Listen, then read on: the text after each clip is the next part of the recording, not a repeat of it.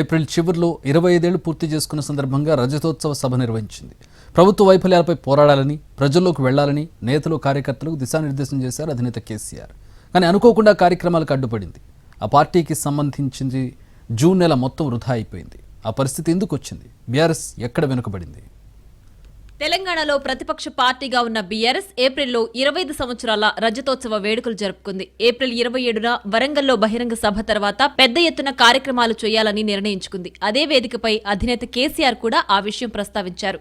గతంలో 10 ఏళ్ల అధికారంలో ఉన్నాం కాబట్టి పార్టీపై ఎక్కువ దృష్టి పెట్టలేదని, ఇకపై పార్టీని బలోపేతం చేసేందుకు ప్లాన్ చేస్తున్నామని చెప్పారు.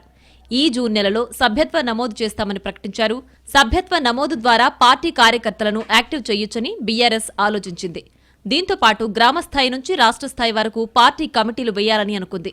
అలాగే కాళేశ్వరం ప్రాజెక్టు విషయంలో తమపై జరుగుతున్న నెగిటివ్ ప్రచారాన్ని తిప్పికొట్టాలనుకున్నారు బీఆర్ఎస్ నేతలు. అందుకోసం కాళేశ్వరం పరిధిలోకొచ్చే అన్ని బరాజ్లను సందర్శించాలని అనుకున్నారు. అనుకున్న పనుల్లో ఒక్కటి కూడా అమలు కాలేదు. బీఆర్ఎస్ కార్యక్రమాలు వాయిదా పడ్డానికి ప్రధానమైన కారణం కేసులు, విచారణలు.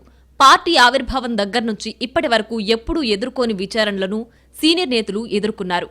విచారణలతో పాటు కేసుల గందరగోళం కూడా బీఆర్ఎస్ ని జూన్ నెలలో వెంటాడింది. జూన్ నెల మొదట్లోనే కాళేశ్వరంపై విచారణకు రావాల్సిందిగా కేసీఆర్, హరీష్ రావులకు నోటీసులందాయి.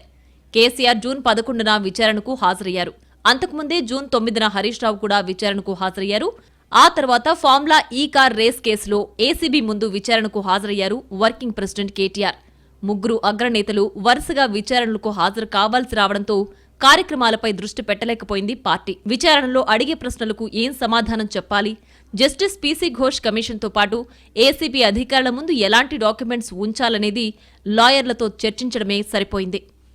ప్రతిపక్షంలో ఉన్న పార్టీ ప్రజా సమస్యలపై పోరాటం చేయాల్సిన అవసరం ఎక్కువగా ఉంటుంది. గత రజతోత్సవ సభ తర్వాత ఇక జనాల్లోనే ఉంటాం, ప్రజా సమస్యలపై పోరాటం చేస్తామంటూ ప్రకటించిన బీఆర్ఎస్ ఆ దిశగా వెళ్లలేకపోయింది. అలా జూన్ నెల మొత్తం కేసులతో గడిచిపోయింది.